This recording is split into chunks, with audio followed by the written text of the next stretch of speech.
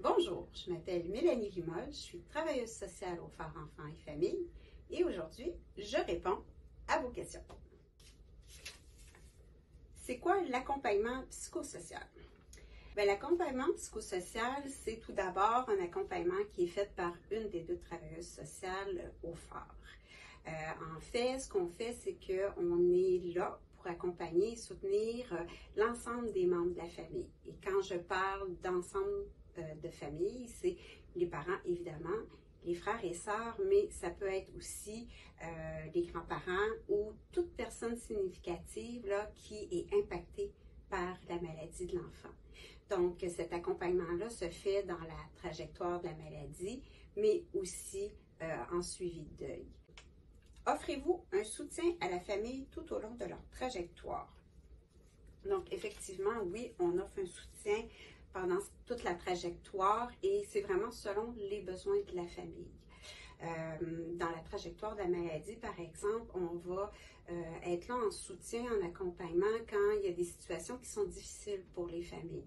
Je pense par exemple quand il y a de l'épuisement parental, s'il y a des difficultés ou des réactions de la fratrie qui émergent parce que c'est ça, les enfants, ils sont aussi impactés par la maladie de leur frère ou de leur sœur.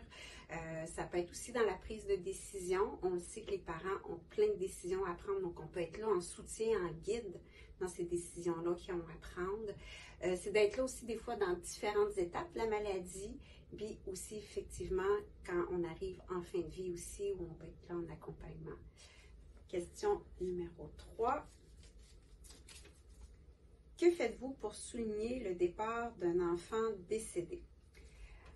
Tout d'abord, ce qu'on va faire, c'est qu'on va envoyer une carte de condoléances suite au décès de l'enfant, une carte qui va avoir été signée par le personnel et les bénévoles du Phare.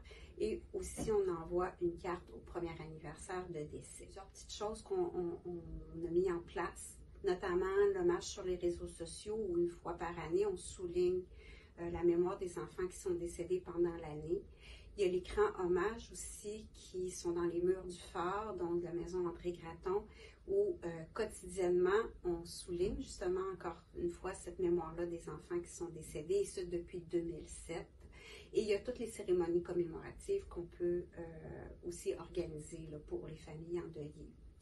Une des plus grandes craintes des parents qui ont perdu un enfant et des familles, c'est qu'on oublie justement leur enfant.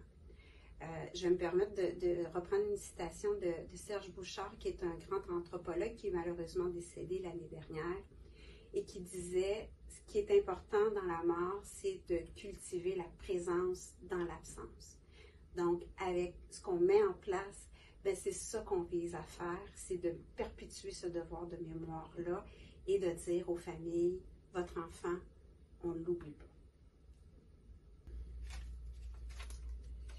Comment accompagnez-vous les frères et sœurs des enfants du Phare? Premièrement, on va outiller les parents par de la transmission de connaissances pour qu'ils puissent être en mesure d'accompagner leur enfant, leur autre enfant dans la famille, que ce soit sur les besoins de la fratrie d'un enfant gravement malade ou, par exemple, sur comment aborder le sujet de la mort. Deuxièmement, on vise à offrir davantage d'ateliers pour la fratrie, tant dans la trajectoire de la maladie que dans le deuil, pour permettre d'une part à ce que ces enfants-là puissent rencontrer d'autres enfants qui ont un vécu similaire, mais aussi qui a pour objectif d'offrir un espace de parole et de soutien et d'expression des émotions.